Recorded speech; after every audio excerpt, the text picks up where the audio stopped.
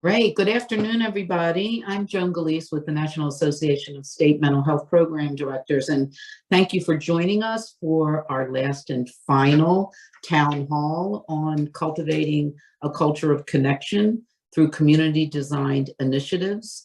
This session is on loneliness and isolation in diverse communities. We have been inspired by Dr. Murthy, the Surgeon General's report on our epidemic of loneliness and isolation in America and all of the issues that ensue as a result of that loneliness and isolation, everything from physical conditions to mental health conditions. So we wanted to bring in folks from communities, diverse communities, who are doing the work to reduce the likelihood of that isolation and loneliness within their own communities. So we're going to keep this really conversational. We'll hear briefly from our three incredible speakers representing diverse communities, and then hear from you on your thoughts and have conversation about this. This is really to be a learning experience and to see what we are doing creatively to support all of the work that goes on within mental health systems. You know, it really takes a village. The mental health system can only do so much. So engaging our partners within community to be able to support that work, to be able to perhaps even prevent folks from moving into crisis services in the first place. And so I hope you're going to enjoy this session. I'm going to turn it over to our colleague Raul Almazar, who's going to facilitate this and introduce our speakers for the day. So thank you so much for joining us. We're going to provide lots of resources to you that you can use after this session and to be able to follow up within your own communities. So thank you, and Raul, I'll turn it over to you. Thank you, Joan. Welcome, everyone. Thank you for joining us. As Joan said, this is the last of our town hall meetings and really focusing on what's happening out in communities that are really more organic in ways in which people are helping individuals to connect, to not be isolated. And so for Kate is going to post our first two recorded webinars. The first we focused on the faith community and how really the faith community can help bring people together. On the second webinar, we focused a lot more on peer-run, peer-led, and programs that really encourage peer-to-peer connections. And today we are thrilled to be able to focus on some special special populations, special groups.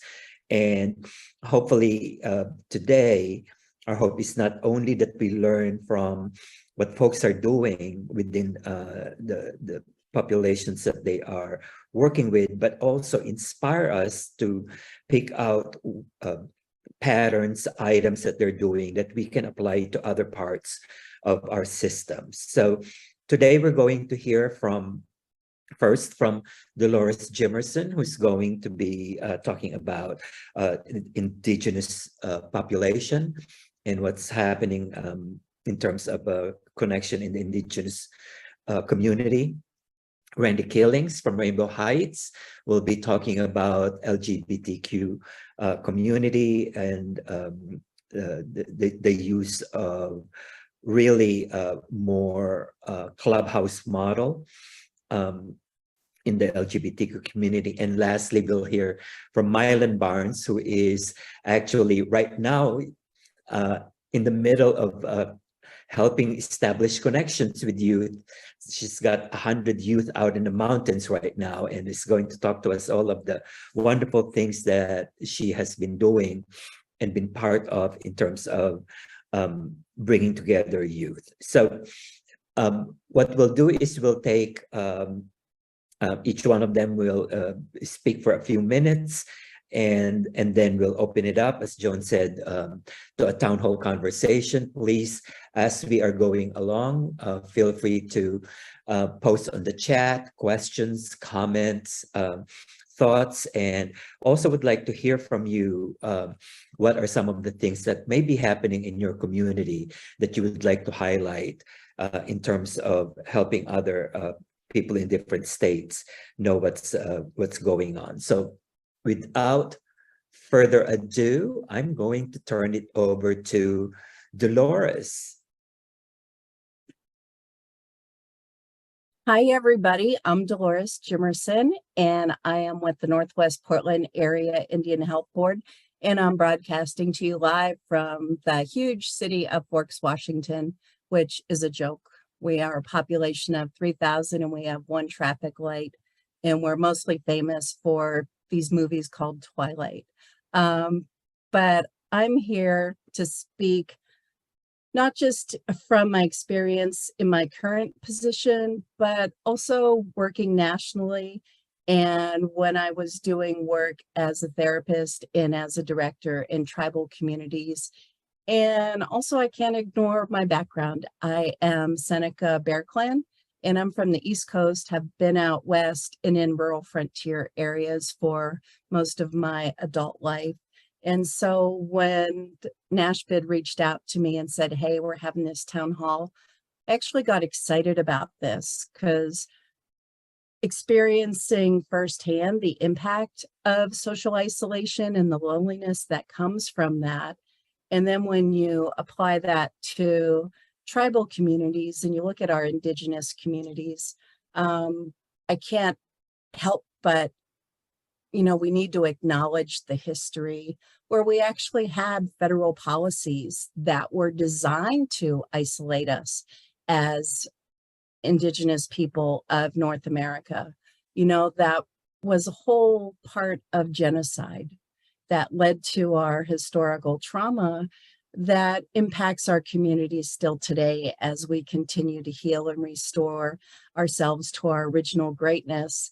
So in this country, we have 574 federally recognized tribes right now. And so if you're not familiar when I say federally recognized tribes, I invite you to think about it as 574 nations exist within this country known as the United States of America. And so 574 sovereign nations. Plus, we have people who live in urban areas that might not qualify for citizenship of their tribal nation. And then we have some tribes who have lost their federal recognition, so they might just be state recognized tribes. But what I want you to know is that indigenous people are everywhere, and we look different. I always like to make jokes. We don't look like Dances with Wolves. We don't all look Lakota. We come in various shades, heights, widths. Our hair can be curly, straight. But what makes us unique as tribal people is our relational worldview. And with that relational worldview, if you think about it, everything has life and everybody is interconnected and interrelated. What happens to me impacts you. What happens to our environment impacts all of us. And so some of our original teachings, we did a project last year at NASMHPD where we were looking at 988, and we came up with this video and this workbook on making relatives. And that came after several meetings. It was Raul, Joan, Andy Hunt, and myself, and we were trying to figure out how do we highlight 988 and how do we make something that applies to all tribes. And what we came down to was culture is prevention. And what we're basically talking about is the concept of being a good relative. And what do we mean by being a good relative? It's the belief that when we were created, the intention was everybody would have a tribe. Everybody was meant to have family. Everybody was meant to have connection. And when we lived in tribes, we knew our purpose, we belonged. We had people who would step in when things became out of balance. So say if I wasn't feeling well, when we lived as community, somebody would know that maybe my home needed some extra support. We can fast forward and look at the impact of COVID during those 3 years. We became more isolated and detached from each other. So we had to rely on some things like technology where, we were using social media to keep ourselves connected when we couldn't be physically connected. So we saw things such as, was the social distance powwow that popped up on Facebook. We started to see more Instagram and Facebook Live where tribal communities were going live and updating what was going on. But it was our way to also disseminate information so we could take care of ourselves. But it was also a reminder of the importance of our connection to our families, to our communities, and to our culture. And I can't emphasize that enough. I believe that culture is why we are still here. Attempts at genocide, and we're still here. And we are restoring ourselves to our historical greatness, keeping in mind that there is some evolution because we're not the same as we were hundreds of years ago. And with all of that, culture serves as that anchor. Some of the people who I love and admire are Dr. Gabor Mate, Dr. Bruce Perry. And I think about Dr. Perry years ago in Wyoming. What he would say to us is, this is the stuff that your people have always known, referring to tribal people. He says, when we're looking at the neurosequential model of therapeutics and how the brain is organized, he goes, your people already know what to do. It's about connection. It's about rhythms and patterns. And when you listen to Gabor Mate, his latest work was The Myth of Normal. He talks about the importance of connection. So when I got excited about, the Surgeon General, it's like we even have the Surgeon General talking about what we know to be important. And so what does that look like? Well, during COVID, I was working in a tribal clinic at the time, and we knew we needed to stay connected. We needed to keep our clients connected. We did things to keep communities connected. So we created the grab and go, where we were dropping things off on people's porches, or we would have drive up where you could come and grab something, didn't have to get out of your car. But we put activities and different kits together that emphasized connecting with others.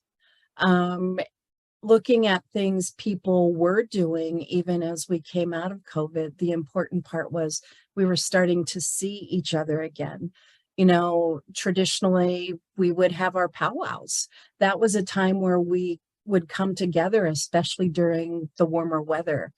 And that was your time to visit and see what happened. Like in my family, our powwows going on in July back in New York State, but you looked forward to seeing each other because you would catch up on things.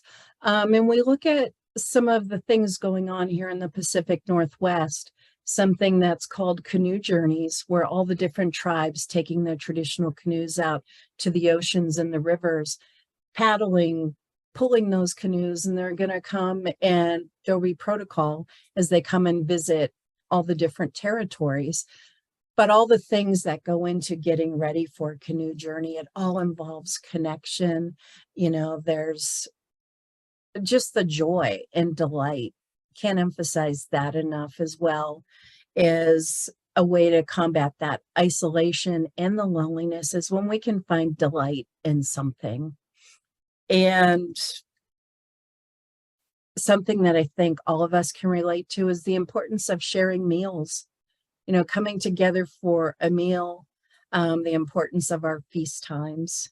And I don't know how long I've been talking, Raul, so you need to tell me. I think I did my 5 minutes, so I'm trying to cut it short. Keep going. Keep going. Oh, You got I I can keep going. See, and I can keep going. I know there's some people here that know me, and yes, I can keep going. Something else I want to highlight is when it comes to crisis. I'm in the state of Washington, and that was one of the first states that had a tribally staffed 988 line.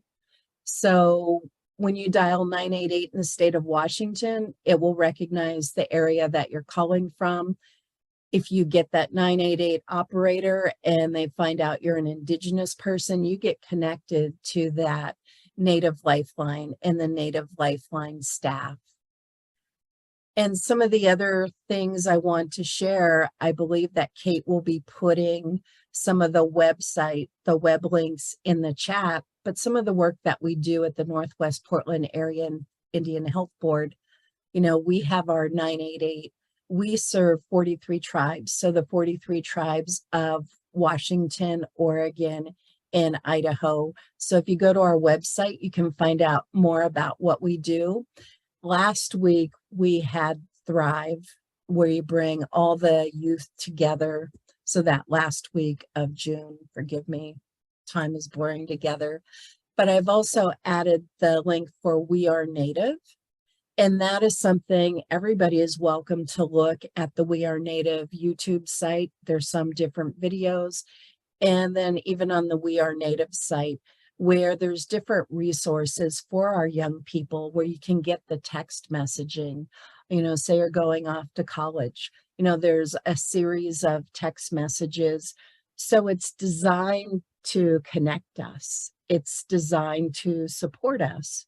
And it also recognizes the various levels of cultural reproduction. Some of us may be very traditional. Some of us are like myself, where we blend, you know, mainstream along with our traditional cultures. And then yet another resource is our Indian Country Echo series. I like to say we have an echo for just about everything. But one of my particular favorites is the Indian Country Echo, that is the elders and knowledge keepers.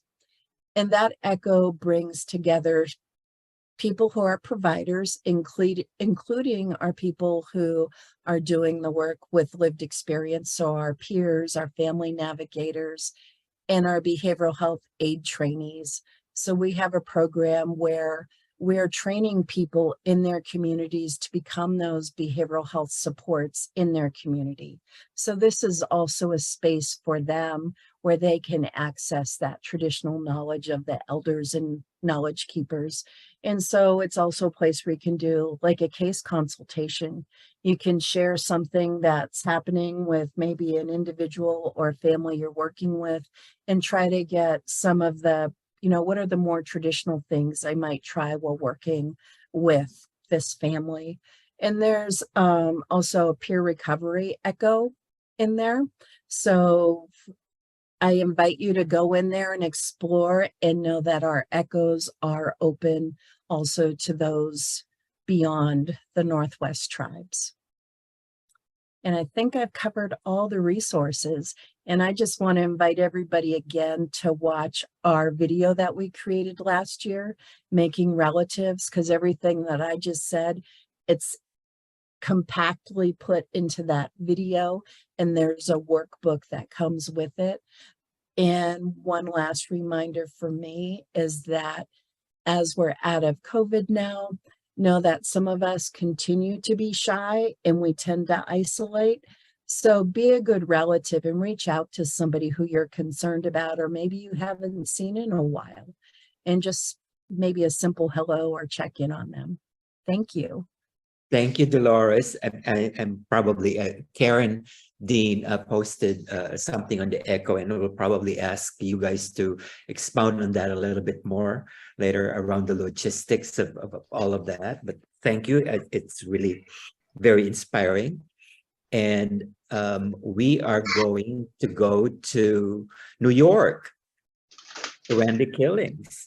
Hi, everyone. My name is Randy Killings. I'm definitely in New York. I am the director of Rainbow Heights Club. It's a peer-based agency in New York. We are advocacy program for mentally ill LGBTQ people.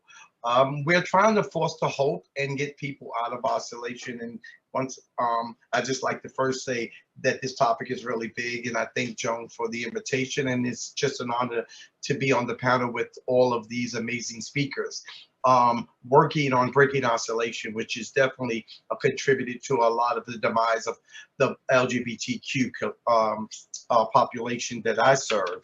And one of the things that we do at Rainbow Heights is we try to get people more engaged and to feel safe to come out, to get connected and stay connected, so it can shift the quality of their life. Rainbow Heights, I'm a supervisor of 10 certified peer staff, and my staff also are empowering people and instilling hope that they can come outside of isolation and get connected and build a life that they kind of see themselves having, which is kind of hard for a lot of the LGBT because they don't connect. They have bad experience. They have a lot of trauma with the communities, with their providers. And everywhere they go, because of being LGBTQ, they're shunned. And this is kind of traumatic for them, and it keeps them from connecting, and it keeps them isolated. And it keeps them from living a rich life. So one of the things that we do with my peer staff and Rainbow Heights, if we invite people to come and be themselves. One of the first things that we do is be fully inclusive.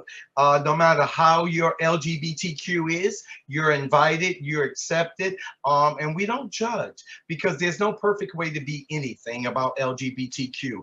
Everybody is free to express themselves in the way that best fits them, and be welcome.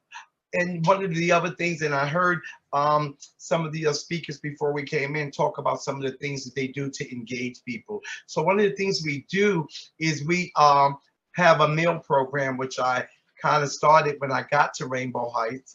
And we help people come in, and they're helping us make the meal. So it's like a lot of our clients have no family. They've been ostracized. A lot of our family members are homeless. A lot of our members have never cooked a meal in their life or had a home cooked meal. So one of the things that inspires them and boosts the quality of life is to come in and feel like they're in a family environment. So we're cutting potatoes, chopping chickens, making salad, and we're doing all these seasonings and prep, and then we make an amazing meal, and we sit down at the end of the day and have it together. And we also try to highlight this times in Christmas and Thanksgiving when people don't have any other places to be, and they have no family, and the isolation is definitely heightened then, and the depression and the suicide ideations because they feel they have nothing to live for. And these are the things that help our members to feel more alive. And sometimes people judge how people should connect and what will shift their life. We're not in control of that, but one of the things when we open our door, we see a change in people's life. We see people that came in with their head down, that wasn't speaking, that wasn't engaging, that wasn't having any kind of involvement of anything that was at the club. Now they walk through and they're screaming hi to everybody, and they have friends that know them and they have names, and they're walking with smiles that a lot of their providers call me and say, what are you doing over there? Are you giving them medication? And it's not everything needs to be medicated. Sometimes we need to reach out from our heart and help people connect and feel safe, because a lot of people are not connecting because they don't feel safe, and that contributes to the isolation. If you don't feel safe that anything outside is going to be accepting and a benefit to you, what do? You stay in, and you're kind of like losing life. And everybody deserves to live a full and rich life, however they see that. One of the other things that we do is we take our members, and I know Maylene is out in the community, we take them out to feel comfortable in the community. We take them to the botanical garden. We take them to the ferry rides. We take them to some of the Empire State Building. We give, tomorrow we're doing a cookout. So things that they wouldn't necessarily do, or nobody thought that it was important to try to get them to feel that, because it's always a good feeling when you can say, I've done something, and people are saying, what can I do to be a part of this? What can I do? And they're already calling this morning, like, can I bring my friend? Can I bring a mat? Can I bring chairs? Can I bring music? And just to hear them come alive. And these were people that come out of the hospital, and the only thing they do, they shuffle to their psychiatrists and therapists and back in their house, and they were saying, could you help us? We need them to get out of their house and feel connected. And one of the next thing is that we're doing, which is real big for us, is we're inviting more of our public officials. We want our members to know that they do matter, because one of the things that Laura says is that, you know, we're here. You know, we may not all look the same, but we all are here. We all matter. And helping them know that their vote matters is making them feel more part of the community, because they're meeting these public officials that are coming there saying what they're going to do for LGBT, and they're letting them know what they feel is needed. And it makes them feel more alive and connected, and it's bringing them out to say, yeah, I do matter. I am a part of this community. I can stand up. And voice and choice is really, really a big part of what we do at Rainbow Heights, because people need to really speak out to what's going on with them. We need to stop silencing people for not being on board, because not everything that people think is on board is good for everyone. And letting them know that what you feel matters.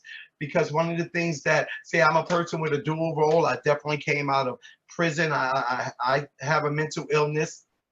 I came from a long struggle of addiction, and I've been living with trauma for all my life. And these are the things that I know that I would have benefited if they would have happened for me. When I met Joan so many years ago, she just brought to life all the things that I could do to be a part, to show someone that's going through it that there is some light on the other side, and there is some things that we could do. And one of the things that my life has taken off to be is to be that inspiration of hope, that things could get better for me, and instill that on to everybody that I know that is going through something. Because a lot of people just don't think, well, it doesn't happen to me, that doesn't happen in my life, and we kind of not really pay attention to other people. But the role is about knowing everybody you're around, and everybody in voice matters, everybody opinion matters, everybody's safety matters, everybody rights matters, and just letting people know that the more you're out there, you're being seen and saying, yeah, I'm here, I matter, and I need to be included in all these major decisions that's going on around the world, because we are a part of it, we are affected. And when we all come together, we see there's a lot of us. And that's empowering for a lot of the LGBT, to see a lot of the public officials coming out saying, I'm gay and I'm here to wave the flag that we do matter and we deserve to be respected. And this is bringing people out. It's breaking isolation. People are saying that I'm not afraid anymore to be who I am. And that's really powerful for a lot of the LGBT. A lot of us stay away from anything that's outside or connecting to anything, because we think we're going to be ostracized and that we're not going to be safe. But today we're seeing that unity matters. And that's what I'm hearing from all these. We're bringing unity to the indigenous people, to the LGBT, to the children, to the seniors, to say that we are here and we need to unify and make our voice collectively be heard, that there's something that we need. So one of the great things that I've had the pleasure of doing for the last 13 years being at Rainbow is being a part of people deciding how they want to live. That's just so amazing. These people felt that they had to be just like sheep and just obey their therapists or their house managers. They never knew voice and choice, and it wasn't a great life for them. But now people are coming out, and their doctors are saying their health and their mood and their outlook has changed dramatically just because of the contact. And I said it's because of the safety we present. It's a safe space for you to come out and say, this is who I am, and be okay with it. We have a great group called Self-Acceptance, and people are starting to express that they never accepted themselves because society made it so hard for them. But we're letting them know it's not about other people. It's about us. And whatever you feel, you have the right to live that life and be happy, and whatever that happiness looks like for you. And you know, for me, it took off. Coming out of a long-term incarceration, you know, I met the person of my dreams. I never thought that I would have a home, have a job, have a husband, because these were things that everyone told me that I would never have. It was a very depressing life. So now you know why the drugs happened. So I needed all that, you know, to function in a world where I thought I did not belong. And isolation was a bigger part of it. Drugs was all I had. So I really want to convey how important it is to have people with connection. That connection can move people from being totally depressed and totally withdrawn and totally with no self-esteem to a person that you never would believe. And I'm saying that because, you know, people look at me from my past and say, that can't be the same Randy, you know, and that's what happens when people find connections. You know, we need to do whatever it is. And lastly, and I was talking to the Minister Neely, I'm sorry if I'm messing it up, you know, that we need to know that our spiritual connection to one another is real. You know, God made us all different for a reason, but that don't mean we need to be divided. That means we need to love on each other more. And if you're not loving on each other, that's really not what God wanted us to do. Because if he wanted us all to be the same, we would all look, act, and talk the same. So the thing for me is to say that God loves me. And I was a person that grew up in religion and just was angered because of what I heard. And you're affected deeply by what you hear and what you see, and being forced to go to church and hear that you're no good. So when I got myself together and I met people that were feeding my spirit, and I'm saying, because this is a spiritual warfare for some of us, that if it's physical, it's mental, and it's physical. So you need to work on all three of them. But one thing that I never worked on was my relationship with a God of my understanding, which helped me come out of all that to be able to connect. So after I connected to God and connected to all these amazing people like Joan, who God put in my life, showing me that he really loved me and cared for me, my life changed. I was able to do, I'm the first peer director in Rainbow Heights.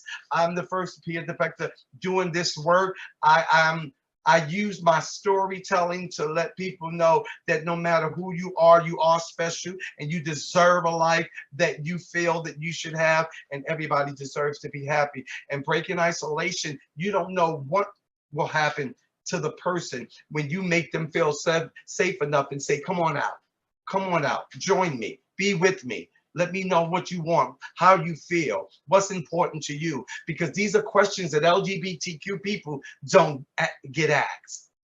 And everyone needs to be asked, what do you want? Because only we're experts in our own life. And the reason that a lot of us suffer so much is that we think that we don't matter. Nobody's ever asked us or cared enough to ask, how are you? What do you want? What are your hopes? What are your dreams? But they're really good with telling you what they think your hopes and dreams should be. And when you're not invested in somebody else's dreams, it's probably a dream that doesn't ever happen.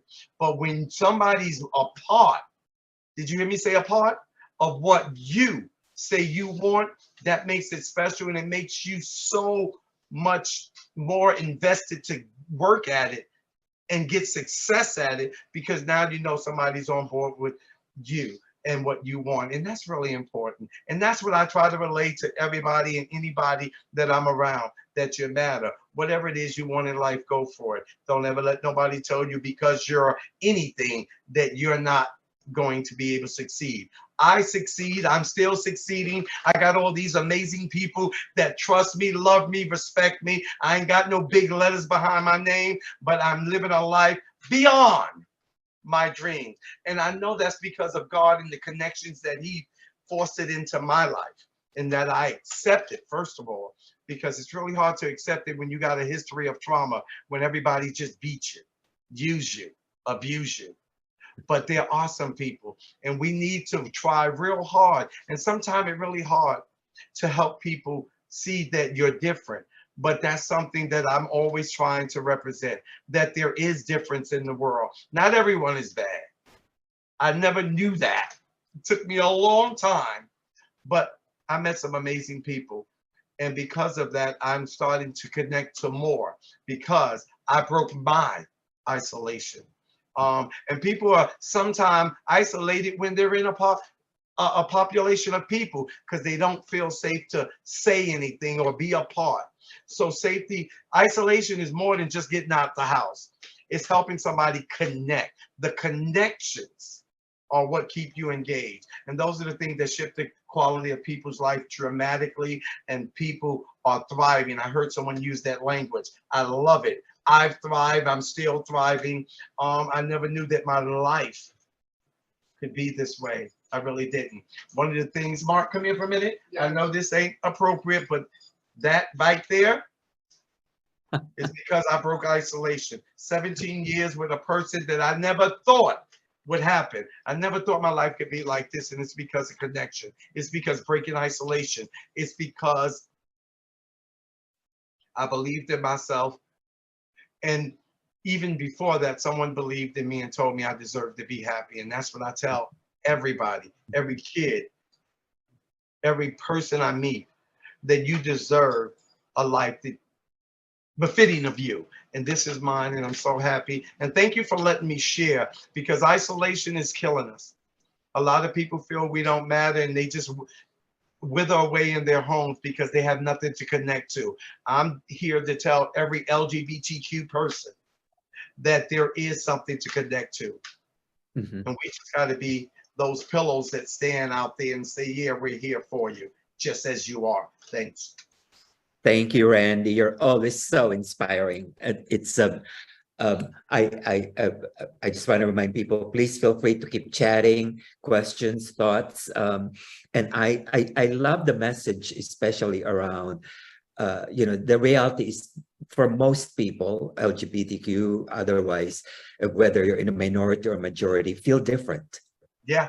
And it's really looking at ways that we can help people to get connected, whether you're perceived to be in a minority or not. Because we do know, just because people are in a majority doesn't mean that they don't feel isolated. Yeah. Thank you. Thank you so much. And we'll be back with questions and thoughts. And now we're going to go. Raul, can I interrupt you real quick?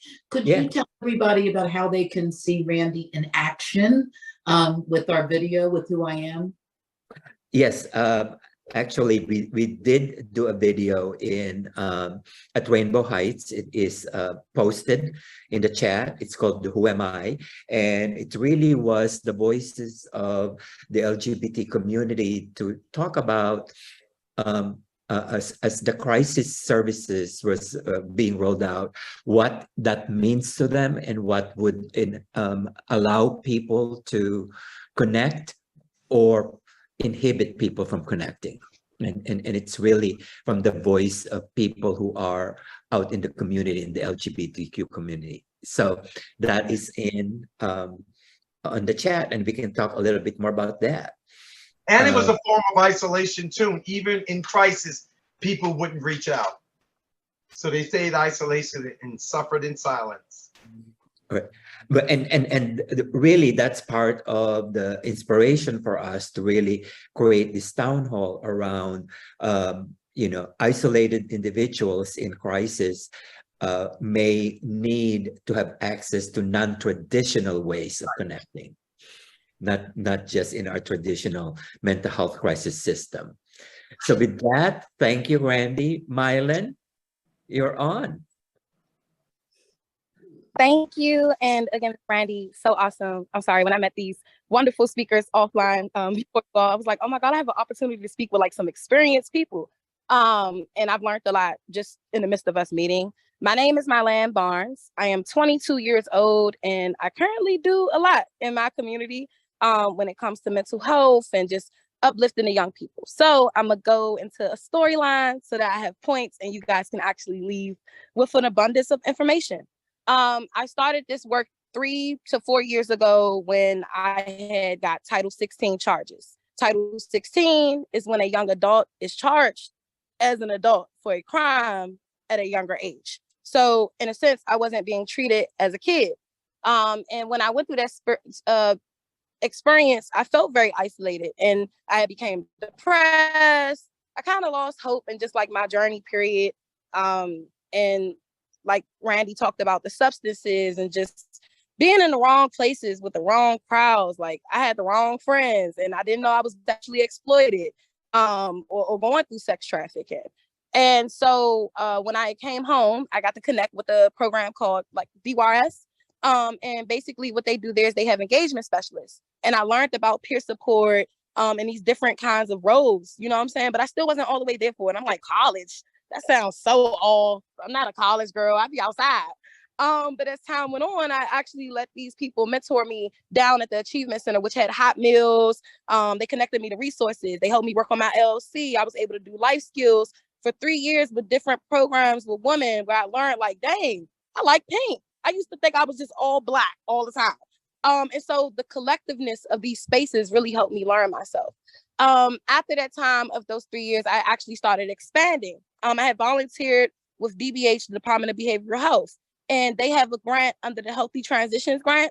And so basically what we were doing was working with 16 to 25-year-olds. They brought me on as a fellow or a peer. And so I actually got to like learn, you guys, how to really be a peer. Like I'm working at this drop-in center and I'm like a case management intern. I'm taking youth to go get their vital records. And I'm able to pour into people the way that I wanted to be poured into. And the only reason why I was able to do that was because I had mentors or I had people who weren't scared to speak to me because of my past mistakes or issues. Like people would walk up to me and be like, hey, queen. And I'm like, queen?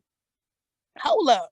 I didn't think I was a queen. You know what I'm saying? I still looked at myself like a little dude because I was really fighting all the time. Like I could not stay in a school, you guys. It was crazy. I went to Job Corps. That's how bad it was.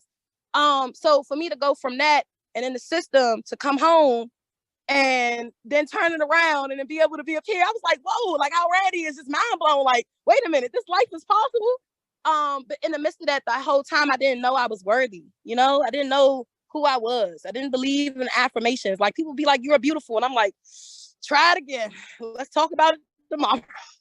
It's no way. And I guess my point in saying that is like, we all get to those points or frequency where we're just like, okay, I don't have it. I'm hurt. I've went through a lot. I've done been beat on. Like you said, I've been abused. I've been played with. How am I supposed to trust anybody? And then this peer comes out of nowhere, or this person, a Randy, a Raul, a Joan, and they're like, hey, I've been there. I can help you navigate this. You don't have to go back to it. And that's what saved my life, being completely real. I would not be doing this work. Today, I had an opportunity with one of the organizations that I had met over time to basically come out Mount Jackson with 100 youth. And man, we are out here at a beautiful location. Most of us are from Ward 7 and 8. Ward 7 and 8 are the populations in our communities that deal with the disparities the hardest. And basically in the midst of that, we're out here really learning about mental health and just releasing and relaxing. Like most of us, our parents are either incarcerated, a sibling. And so the goal was to give them a mental health day on a school day. Because, you know, back in the day, they'd be like, oh, you ain't got no code. You ain't called for you going to school. And so really, really giving our population, you know what I'm saying, what they need when it comes to mental health. And so for DBH, I am now an administrative assistant. I'm still a peer, but I'm an administrative assistant. And I work on data input. I go into a SPAR system. I put in data at 22. And the reason why that's so big is because a lot of us we don't believe that we can do it. We don't believe we're capable. You don't have to have a degree to be in this space. You know, you just have to believe in your gifts. And like Randy said, what God gives you and what he is giving you is a gift. You have to use it. But you also have to be around the right people to be able to tap into it. And so in the midst of that, I said DYRS, we talked about DBH, and then now I've also been working with Peace for DC. Peace for DC is a 13-week training, and it's also an academy. And we're basically the violence interrupters in the community, and we're being trained to be violence interrupters. So it's one thing for me to tell you, hey, I went into the system for a crime because of a mistake. It's another thing for me to tell you when I came home, the only thing I did was fight to get in classes so I can learn from that mistake, right? And so now what I'm doing is trainings to learn about nonviolent communication, but it's so many people in my class that are older than me and younger than me, and it's collective, and it makes me feel like community attunement, or attunement in general. Was like, wow, people actually care about me. They validate my feelings when I talk about the gun violence in my community. They don't just laugh at me like, ha ha, it's never going to change. They actually help me fight to get into these spaces. And so I really love that training. I am the youth co-chair of the Youth Leaders in Action Board. And that was pretty big for me.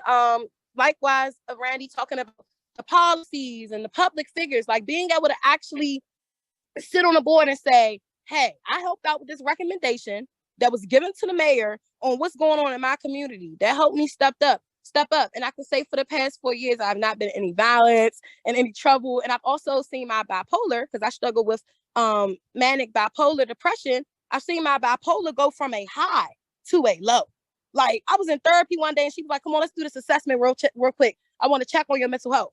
Most people don't believe that they can heal from these things. They don't think they can come back from these things. And so my representation on my goal and how I keep others not feeling lonely is to continue to show up. I still dress the way I dress, I still talk the way I talk. And for the most part of this trip, that's how I've been able to connect with most of these young people, because I'm real. So I'm not sugarcoating anything. I'm just like, hey, this is where we at. This is where we going. Wait, we out Virginia. Watch yourself. Just really building the relationships, and also in the midst of that, explaining what I've been through. And I feel like most of the young ladies, they open up because they don't expect for me to tell them the story of this and that and this and that. And then when they hear it, they're like, oh, or even some of the young men, they respect me because they're just like, man, it's no way you did that. And the goal is to continue to be representation that change is inevitable. It's going to happen. And just to kind of end it off, I want to make sure that I'm hitting all my points. Sorry, Raul. To finish it off, I also want to say that the way that they are helping young people, all of these organizations that I named, including the Tamar Y curriculum, which I've been helping out working on, we've created and updated the trivia section, right? And then also the music selection. So now there are more genres. It's still being worked on, so it hasn't dropped as of yet, but there is a curriculum available to the community to go check out. But when this one drops, y'all gonna be like, oh, wow. I mean, we got a little baby on there. We got J. Cole. We got some new rock songs. So, and the point of me saying that is not to expose our goods, but to understand that even in that, with the times and problems and disparities, they change as we change. So connecting with young people is probably went from going up to the schools to actually downloading Instagram, right? Because with DBH right now, what we have is a TAY page. And I know I did not get the link. I'm so sorry, because Miss Kate was dropping them so smart. But the TAY, Take Our Time page is basically dedicated to breaking down stigmas when it comes to mental health for young adults. So we do a lot of graphics and content that is dedicated straight to that population. And we have seen the page go from 0 followers to 400 followers in a span of 5 months. And also what we do is promote our housing program through the social media page. Because a lot of kids that, couch surf, they still have phones or access to Instagram. So what I'll do is go on my personal page and be like, hey, are you 16 through 25 looking for housing? And tag the social media page in it. When I say I had a flood last week, it was like 10 people out of nowhere. They're like, hey, aren't you the girl that does the housing? And I'm like, oh, okay, great. And so with that, it is a really great way to use social media and the internet, because even in that today on this trip, we're seeing it too, where it's like, okay, we could have did a Google survey for that. You could tell they don't really want to write. And it's not that they can't write, because I still want people to learn about manifestation, but it's also about adapting to the time and era that we are in. And so I want to say in conclusion, the way to help our populations of youth, LGBTQ, and Indigenous people, and of course, I'm not going to speak for all of us, but I am giving my little razzle dazzle, is that we continue to spread the love. And literally, I was in the grocery store on Sunday, y'all, and I walked up to 3 girls and was like, are y'all in SYP? Are y'all connected? Like, you got to be open like that. And what did that do? That helped them feel supported. So in the midst of that, I feel like it's leading with love. It's important to never look at it like it's not your issue. If it's going on in your community, it's your issue. It might be in your backyard, but it can hit your front yard too. It might just come in the house. We don't know. So the goal is to create prevention, intervention, the different stages to this, so that at any moment, any of us can remedy it, right? And so in my eyes, it's important that we do love, we have those connections, we network, and we don't be scared to walk up to people. They don't bite. They don't bite. And then besides that, we are no different. We all do matter. And I just feel like even today being out here, I'm seeing like, dang, they really needed this exposure. Like we all went from, oh my God, it's too many flies. It's hot. We ain't never been out here. Southeast ain't got that, to dang, they got horses. They got cows. Like they really are embracing it. And so even in that, be patient. That's my last point. Be patient. It takes time to connect and build those relationships. The things that you're hearing Randy or Mr. Dolores explain, it didn't happen overnight. They literally had to keep going to go knock on that young person's door. Hey, I love you. I love you. I see me in you. I love you. And so that is where I come from in the background of learning that I've gained when it comes to case management and just peer work. And so I hope that I gave my whole spiel, but please go check out Tamar Y. We've been putting in some pretty hard work on that. And just thank you guys for coming and learning more about what the initiatives in DC do, in Brooklyn, and in Washington. Thank you so much. Thank you, Mylan. If you're still with us, I just want you to talk a little bit about what kind of experience you're giving the kids today out in the mountains. So right now what we're doing is a mental health summit. So on the bus heading out here, we came out to Virginia, Mount Jackson, like close to the Shenandoah Mountains. But you know, in the midst of that, we had like did a rest stop at the White Plains. They got to kind of like look around a little bit before we got all the way out here. And we'll turn my camera a little bit just to show you. So also, again, most of us have never traveled before, but anyway. And so when we got out here first, they was like, oh my God, the bus was hot. Da, da, da. But the goal today is to really give them, and I can't go in the house because people are changing, but to really give them like a mental health break. It's a Monday, and so usually they have school, but out here today, they're really gaining like a farm experience. As y'all can see over there, they go to cows and stuff. But it's a lot of them out here, and they are really enjoying themselves, learning more about teamwork and community attunement, basically. Like over there, they're doing what is that, the rope tug game. You got some kids in the pool, and then we got food out as well. And so it's 100 of them outside of staff out here, and we are just really teaching them how to deal with conflict resolution, and also when it comes to resources for incarceration. It's a lot of different things out here because there's a lot of different organizations. Like on the bus, I took advantage of that to really see women and learn more about them. So when we touch base back in DC, I can follow up with resources. So that's what we're doing. Oh my God, that is so awesome. They are so lucky to have that. And really, you know, it's the personification of what we're talking about. It's the non-traditional ways of helping people connect. So, you know, please pose your questions to our group. But I have a question for you guys. You know, obviously, you're looking at creating systems to help people connect. So my question is, in the place where you're doing this, what are some of the things that you do to make people feel safe at the beginning, as people as you're inviting people into these spaces? What do you do for people to feel safe? One of the things that we always do, we try to think, because you can't always know what's best for everybody. We ask, what would make you feel safe? And a lot of people let us know. Actually, at Rainbow, we have a code of conduct. It's a long stroll of things that people come up with to feel safe. And that makes it more inviting for them to come, because they know they implemented something in that code of conduct to make them feel comfortable and safe in that space. Mm. And another thing that we do is we take away anything that kind of makes it look therapeutic. We want people to feel more relaxed. Therapy can be triggering for a hot spot for some people. I know it is for me. When I see white walls and, you know, I'm like, okay, so we got colors. We got things to make them feel more comfortable. So, and we have a lot of inclusion posters that kind of say, that's me. So they can find themselves on the walls. Mm-hmm. Thank you. But Mylan, Dolores? I didn't know if Ms. Dolores wanted to go first. I just want to listen to Mylan all the time. You just like fill me up my heart just, all that love, you feel it even through the airwaves. But for us, because I'm speaking about such a variety of activities and settings, but something that we frequently do is we start things off in a good way, is what we say. So we'll invite an elder, or depending on where we're at, we acknowledge the land, who are the spirits of the space where we're at, where just by doing that, we know that spiritually we're creating that safety.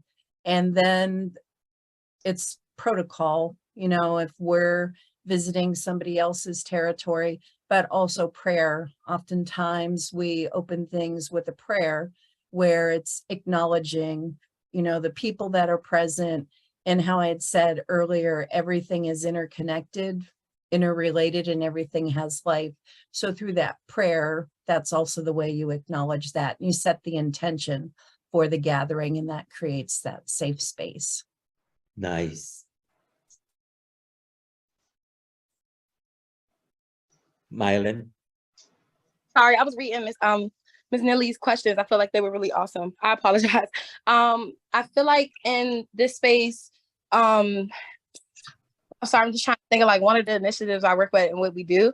Well, Restoring Ivy Collective is an organization that works with young women and young men who have been through sexual exploitation, domestic violence, and sex trafficking. And so what we do is we actually bring the services to them. That's one of the first things that makes somebody feel safe, I feel like, is when you're able to bring the service to them and not require for them to kind of travel to you in a sense. And so we'll go to the state houses in DC, everywhere, all of the drop-in centers, and go to the ones with the older woman, the young woman, and we basically educate them about sexual exploitation through innovative life skills. I feel like you also create a safe space by kind of making the space. You have to create a brave space for somebody to feel safe. And feeling safe is different for everybody. So in our life skills with the young ladies, usually they talk about safety or stability. They're always like, hey, yeah, I'm sorry, one of the babies was checking on me. But in the midst of that, like stability, what does stability look like to them? To them, it's like to be able to get away from, the person that is preying on them or trying to hurt them. And then to some other, like for me, I experienced homelessness for years, and safety looked like me getting my own apartment, right? Yeah. And so really just figuring out like what their need is or what the gap is with their basic needs to create that safe space. But I feel like it starts with coming to them, meeting them where they are. Like the young ladies in the grocery store, they weren't going to walk up to me and be like, hey, can I get a business card? But I'm going to walk up to them. Hey, can I get your mom and dad's email so I can follow up? We got 100 kids going out my job. Can I go? So also I feel like it's about relatability or having that lived experience, because when I can trust that you have been through it, I can trust that you're going to help me navigate it in an expertise kind of way. Like you're going to be able to Lego this different than somebody who has never been through it. Exactly. It's togetherness. Right. And so to me, those are the little things that create safe spaces. And also, if you really want somebody to talk, take them to go get some food. I'm just being real, because 9 times out of 10 they hungry in the first place. Yeah. And so right now we got a lot of food and snacks out. But yeah, I feel like it's a lot of layers to it, and it's really tailored to the individual person and what their safety needs are. But in general, it is possible, and go to where they are, meet them at their level, and sometimes just don't make any expectations. I love when I first heard you talk about that. I think that's one of the things that really struck me in terms of the approach you take around going to people to connect instead of people coming to a brick and mortar structure for that connection. And it really does make a world of difference. And Neely had a question for Dolores. So Dolores, I'll give you the opportunity to answer that in person. Yes. For those that might not have seen the chat, Neely was asking about, so for Indigenous communities, how technology helped us to stay connected through the pandemic, and how are we using it creatively to build community online. And on Facebook, social media, the social distance powwow is one that a lot of people I know participated in, including myself. So it was a chance where people as if we were powwowing in person, but it would take place throughout the week. So different people would post videos, pictures, just sharing like your regalia or sharing music or your crafts. People were selling their jewelry through social media. And it was a place where you talk about food, you know, sharing meals, picture wise, sharing meals and recipes, but really getting information out there was the big thing during the pandemic. I saw so many people who would go live and talk about what was going on in their community, or, you know, the humor. Anybody who is familiar with tribal culture, our humor, yeah, I think we're hilarious. People don't always know when we're joking though, so that's a difficulty. But just the humor that we saw shared through social media and using technology, both YouTube, you know, websites and social media to get information out there about the pandemic, educating people, or to know where resources were when there was going to be food distribution, or when there were going to be vaccine clinics, or if you needed cleaning supplies, you know, just all kinds of ways that information got out there. And we continue to build community through that and maintain community. I know for myself, my family lives on the other side of the country as well as on the other side of Canada. And it's how I stay connected. It's how I stay connected with people even where I live now. But I really want to do a shout out to the television show Reservation Dogs. They're going to start season 3 in August, which will be the final season. And that is one television show that gets us.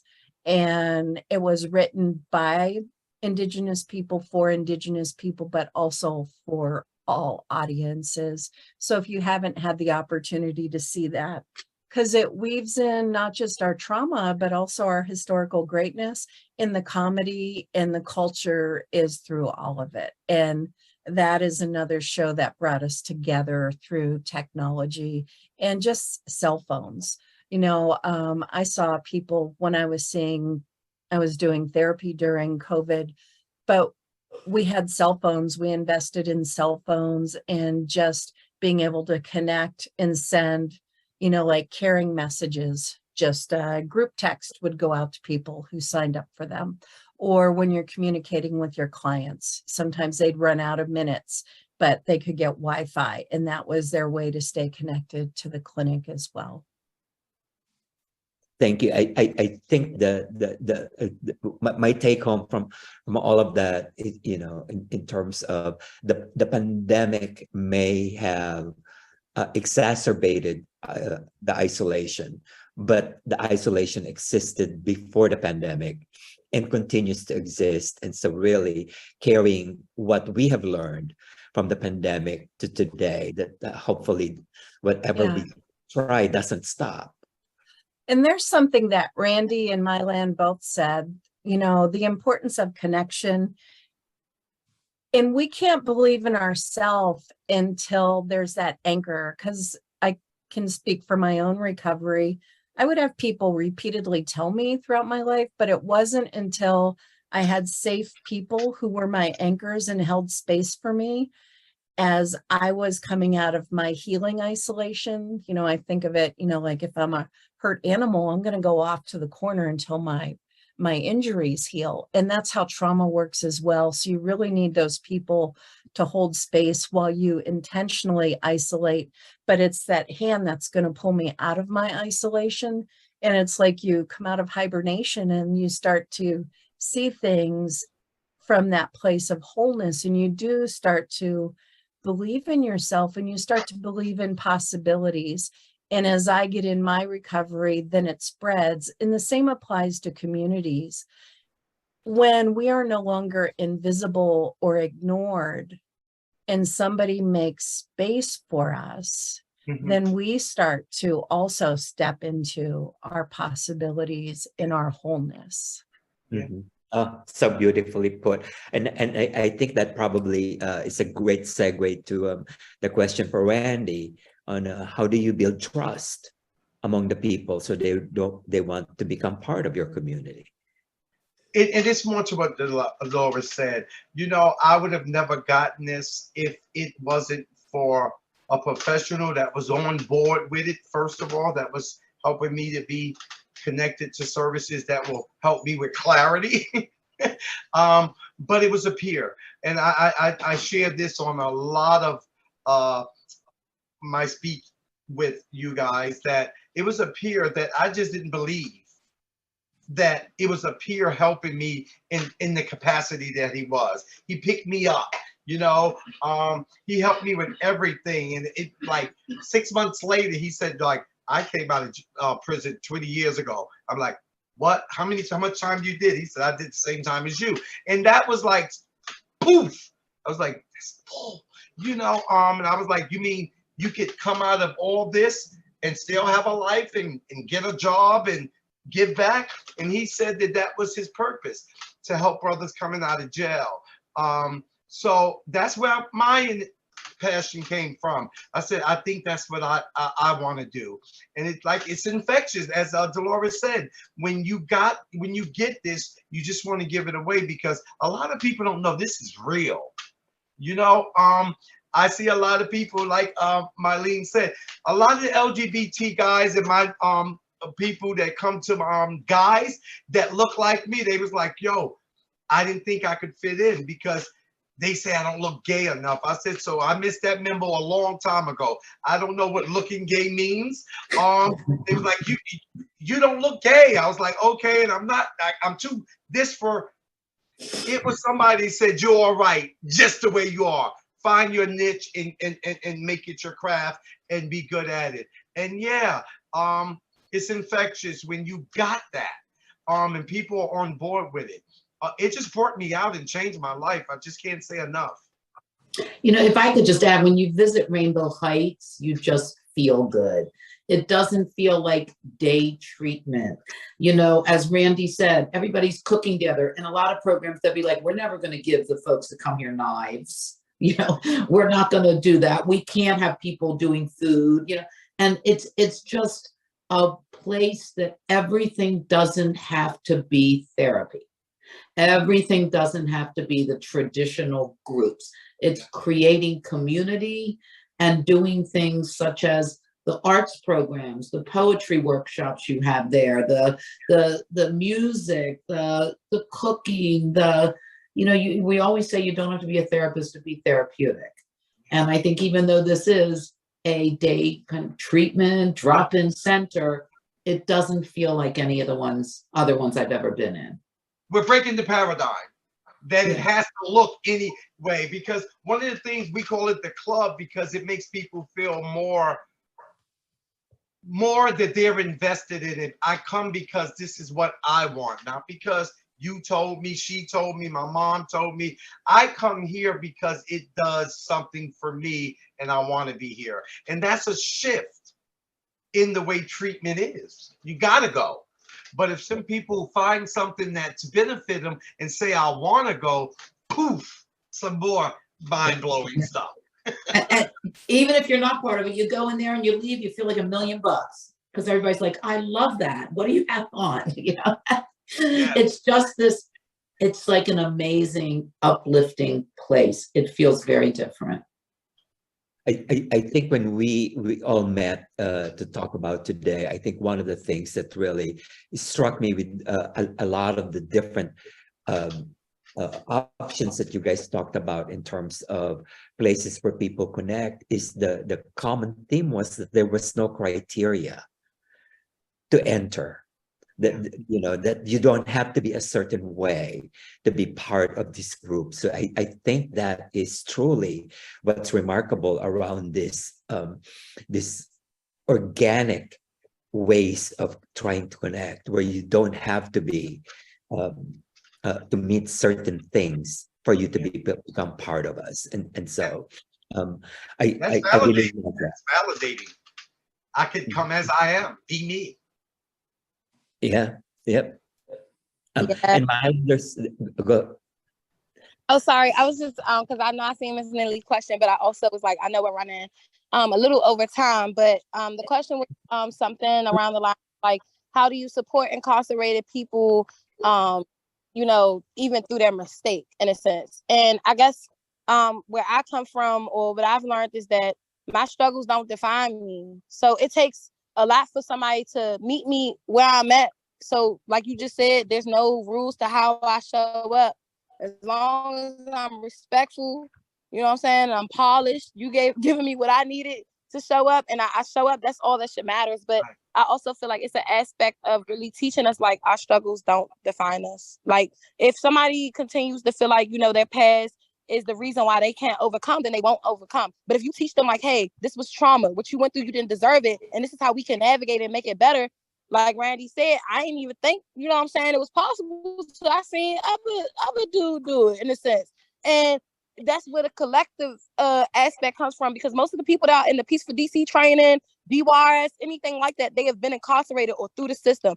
Even in that, earlier I was talking about foster care, and I helped the young lady talk about foster care. She's like, oh, you been in foster care? We don't look like what we've been through. So our struggles should never define us.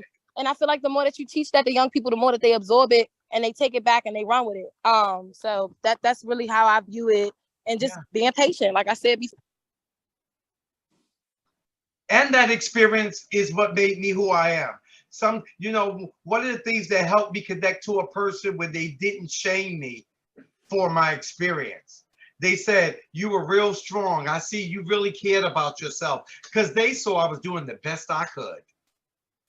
So Right. the language changed from being something so negative to something that's saying, hey, you were doing the best you can. Here are some other resources that you could try. And that made that connection easy. They didn't make me feel like an idiot or an a-hole of life.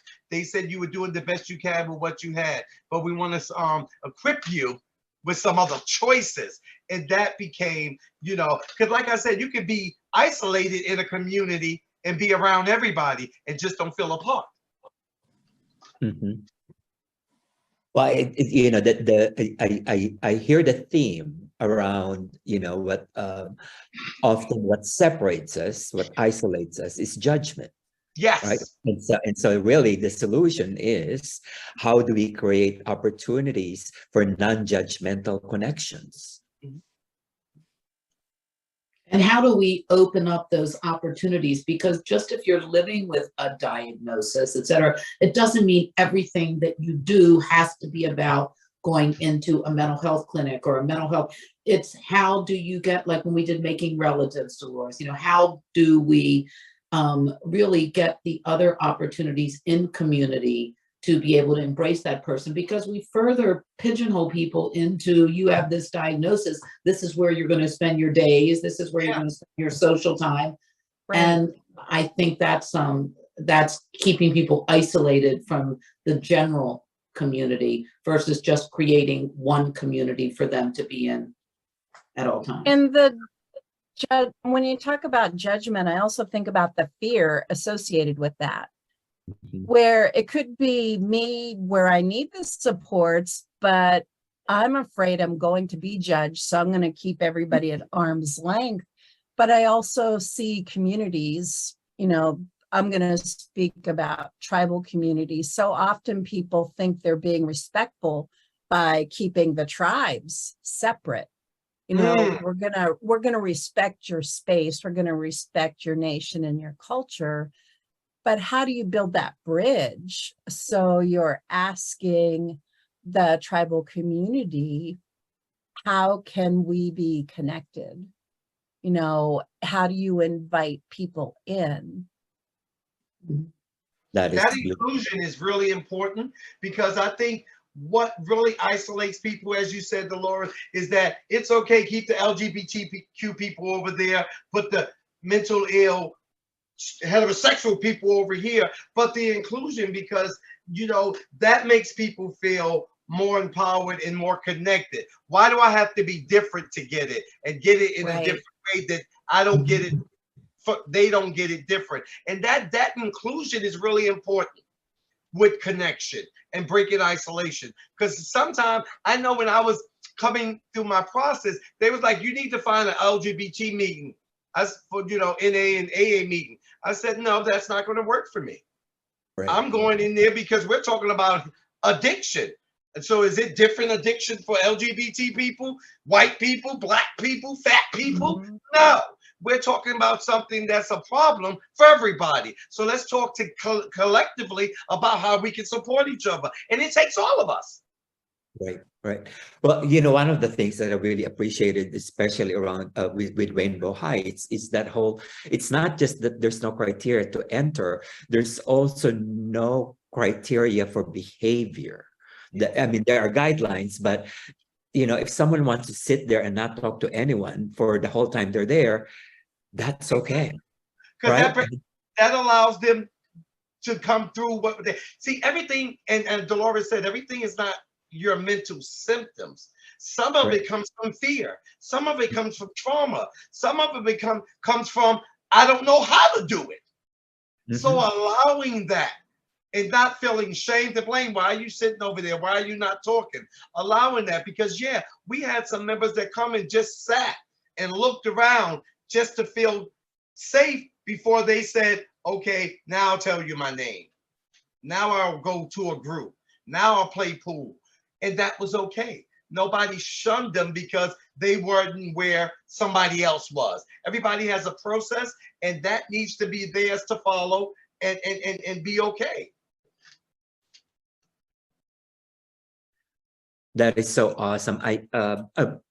You know, and Mylan has to jump off. She's just she just touches my heart. Yes. Folks, feel free to also unmute yourselves, questions, comments. But I want to go back and I'm gonna put Dolores on the spot. I am so intrigued by the concept you talked about, that culture is prevention. If you can expound a little bit on what that means. Well, there's actually research on it. Back when I worked at NICWA, Terry Cross, they did it with Native American Youth and Families Association. So that's just one piece of research that I'm aware of. But when I say culture is prevention, I can speak for myself and my family and some of the tribes I've worked with. When we're connected to our culture, so our traditional teachings, such as the relational worldview, where when I'm connected to my culture, I know where I come from. And there's also pathways there that guide me on where I'm to go, and those guidance on how I am to be in the world. My culture helps me to know that they're the strengths, you know. So when I say culture's prevention, it's unique for every tribe, but I know that my teachings are there. So if I'm experiencing something in life, I can go back and reflect on my teachings. Or if we bring some of the elements, say, of horse culture, horse medicine, you know, there's research that's been done on that. When we look at my tribe, we have lacrosse, you know, we call it the creator's game. Originally was gifted to us, the game of lacrosse. But when you look at things such as our ceremony, where we have songs, we have specific ceremonies for different imbalances that somebody experiences. So I have that prevention. And then as we have cultural reproduction, I also know that the generations that come after me, they won't experience that cultural interruption that my father and great-grandmother experienced in the boarding school. That cultural reproduction is already there with them, and it's part of their very essence.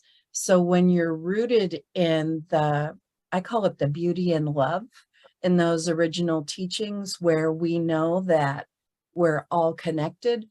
When I live in such a way that I truly believe that everybody on the Zoom, that we're all connected, that sure changes how I go about my day, you know, and I'm going to think about the choices I make, because I know that it's going to impact on all of us.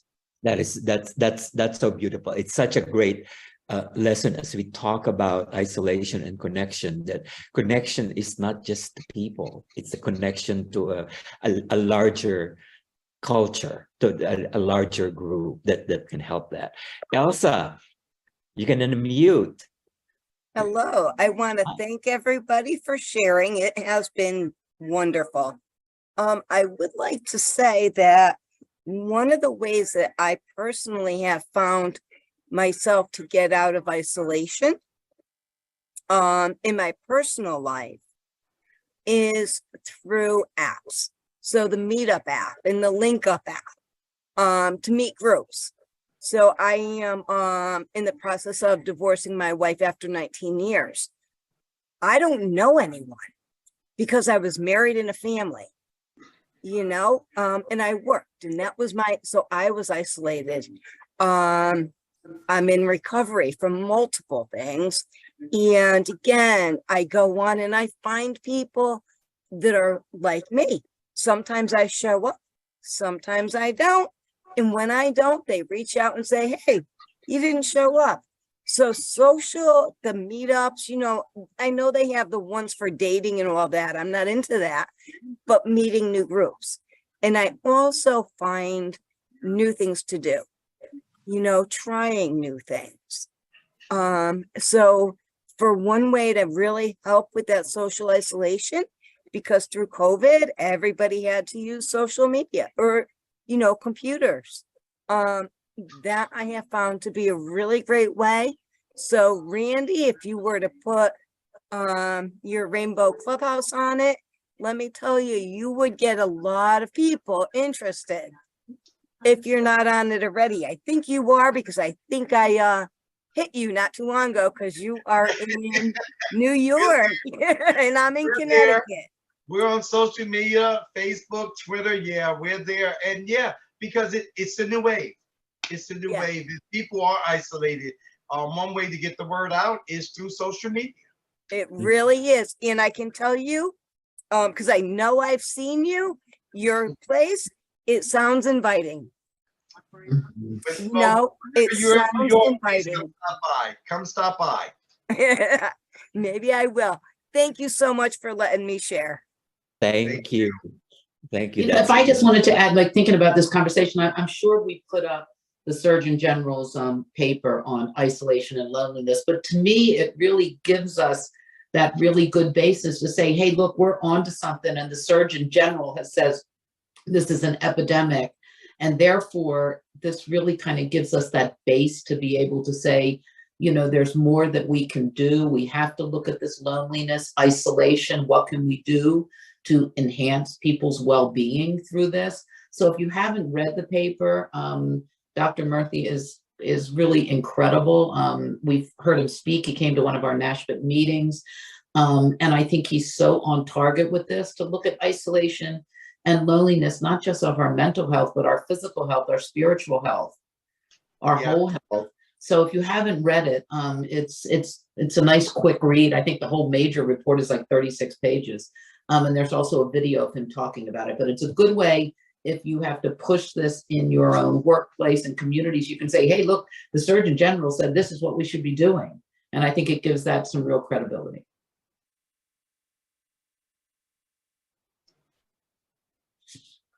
Great. Any other thoughts, questions, comments?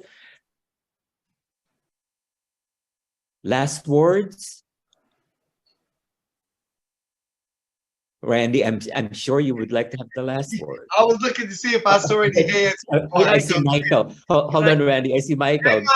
Yeah, again, thank all the presenters, and just a shout out to Joan, Raul, Brian, all of you at NASMHPD for putting these things together, because in hearing the one thing that connects us all, we've all been, it's the trauma that disconnects us. And I hear a lot of, you know, the sexual abuse, and for me, an older white guy, the sexual abuse, you know, I never felt like I belonged, but, you know, Joan and you folks, you reach out, you make me feel like I'm part of the community. And I've heard that from the three speakers today. You know, 3 thumbs up for the work that you folks are doing to bring all of us who've been marginalized and who do not feel part of community. You've made us feel like we're important, that we matter. And I heard that from these three speakers today. I mean, I was like pumped. This is so, again, another exciting town hall. Thank you. Thank you from my heart. And Mike, we hope you're feeling better. 3 weeks, the pins, everything comes out, and then the booth goes off. Thanks. Hope you feel better, Mike. Thank you, Randy. What I was going to say is that because I'm just piggybacking off of Dolores because she talked about that tribe. I think we all come from a tribe. When you kind of look back, we're all from a tribe. We want to be connected to that tribe. We want that connection to come from our tribe. So yeah, that's really important, that connection for people that come from you. And there's a lot of us here that can go back in our own communities that can do some amazing works. Almost like Maya said, going in the store. Because one of the things that me and my partner go through, we get a lot of guys that say, yo, y'all big gay look fashionable. I'll be like, okay, what does that mean? But whatever it means, that means that they're saying it's okay. They seeing us be so bold and be out and say, that's what I want. They whisper and they look, they be like, yo, for gay dudes, y'all cool. I said, okay, thank you for knowing that. Can we hang out? That's an invitation to say, sure, it's all right. Because sometimes people need somebody from their hood, from their tribe, from their community. I was just going to say that. I mean, it's really the theme around what are ways we can help people find their tribe. Yeah. The closer the connection, and when they see people that look like them, that come from where they're coming, makes that connection a little easier. Mm-hmm. Mm-hmm. Whether they come to us or we come to them. Or we come, because we're a board of advertisement when we're walking in our community, and people know who we are. You don't have to say a word. They're like, oh wow, he had trauma. He was an addict. He just came out of jail. He's gay. And they say, but he looked good. All that just goes away. And people want that. People want that connection to say, can mine be wiped away too?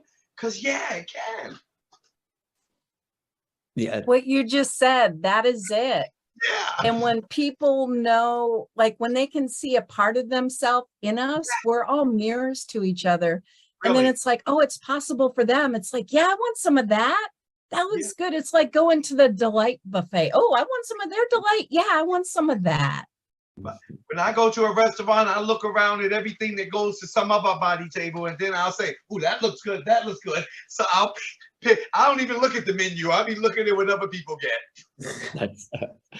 That is so true. Well, you guys, the three of you, you really just gave us some wonderful insights today, and also to our audience, our A. Macmillan Beckman, I don't know what RA stands for, all the wonderful resources, comments. Thank you all for joining us, and hopefully we can continue to develop those connections out in the community. Thank you all. Thank you. Bye-bye. Bye-bye.